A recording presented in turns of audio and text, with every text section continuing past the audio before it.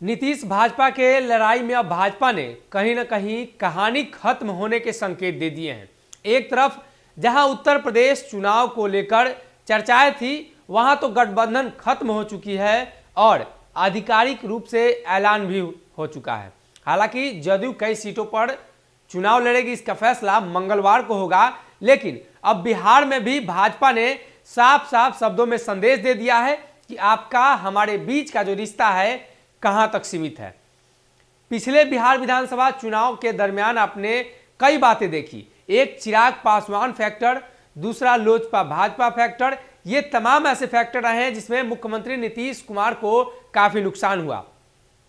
हो सकता है ये उसी बात का जख्म हो कि लगातार मुख्यमंत्री नीतीश कुमार भाजपा से अच्छे रिश्ते होने के बावजूद भी दोनों पार्टी के नेताओं लड़ते रहते हैं।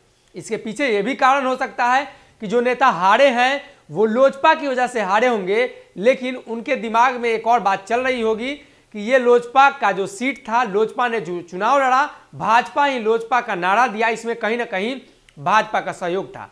ऐसी ही एक खबरें हमारे पास जो आई हैं उसमें राजेंद्र सिंह को लेकर है। राजेंद्र सिंह अब भाजपा में शामिल हो चुके हैं, घर वापसी हो चुकी है। इसके पहले वो बिहार विधानसभा के चुनाव के समय यानी 2020 के चुनाव के समय वो भाजपा को छोड़कर लोजपा के टिकट पर चुनाव लड़ते हैं और उनके विरुद्ध में जयकुमार सिंह चुनाव लड़ते हैं।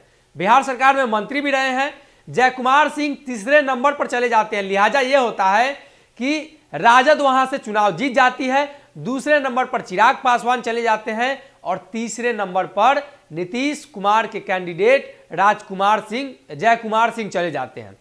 लेकिन इसमें सवाल अब ये बनते हैं कि एक बार फिर से जब भाजपा ने उस कैंडिडेट को लोजपा के लिए भेज दिया था, या यूं कहें तो भाजपा से टिकट न मिलने के नाराजगी में वो लोजपा से चुनाव लड़े थे, एक बार फिर से जब वो भाजपा में शामिल होते हैं तो जयकुमार सिंह का जख्म हरा हो जाता है। अगर वो चुनाव नहीं लड़ते तो जयकुमार सिंह आज फिर से जीत गए होते और शायद उनका कद पहले जैसा ही होता, लेकिन जब वो चुनाव हार गए तो उनके कद में भी कमी आई और दूसरी तरफ लोजपा उनको हरा देती है। इस बात का जिक्र लगातार बिहार के कई नेता करते हैं।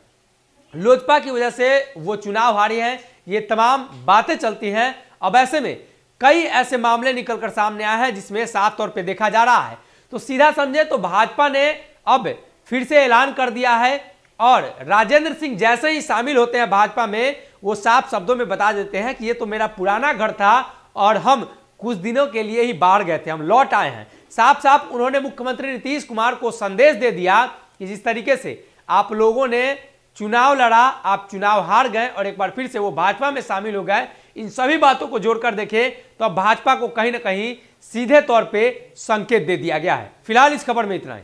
अगर ये वीडियो पसंद आई और वह बिहार के राजनीति और बिहारियत से सरोकार रखेनी तो सब्सक्राइब बटन दबा के चैनल के सब्सक्राइब कर ली। ओजे एगो घंटी बा, ओकरा बटन दबा देला से कुल सटीक और मारक खबर रुआ मुफ्त में मिल जाई। अगर रुआ पत्रकारिता के हमनी के नया प्रयोग में सहयोग कर चाहतानी तो ज्वाइन बटन दबा दी। पेटीएम नंबर नोट कर ली 9386816700। धन्यवाद।